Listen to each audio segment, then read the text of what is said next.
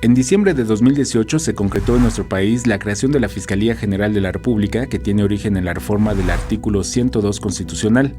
En esa modificación se establece que la institución del Ministerio Público se debe redefinir y se crea la figura del Fiscal General de la República. Para fortalecer el funcionamiento de la Fiscalía, también se creó un nuevo modelo para el sistema penal que tiene como eje principal garantizar la protección de los derechos del imputado y de las víctimas, mientras pasan por el proceso penal hasta que se verifique totalmente la reparación del daño. La Ley Orgánica de la Fiscalía General de la República contempla diversas fiscalías especializadas en diferentes materias, pero existe una llamada Coordinación General, la cual tendrá prácticamente las mismas facultades que el fiscal general e incluso lo sustituirá durante sus ausencias. El fiscal es aprobado por el Senado de la República de entre una terna de candidatos propuestos por el jefe del Poder Ejecutivo.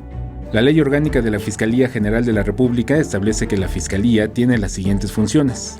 investigar y perseguir los delitos, ejercer la acción penal, procurar reparar el daño a las víctimas, promover medidas de protección a favor de víctimas y testigos, intervenir en las extradiciones, y la Fiscalía también puede atender los delitos no federales o mejor conocidos del fuero común en los casos en los que se demuestre que la Fiscalía local está inactiva o es ineficaz. Alberto Álvarez Santana, 21 Noticias.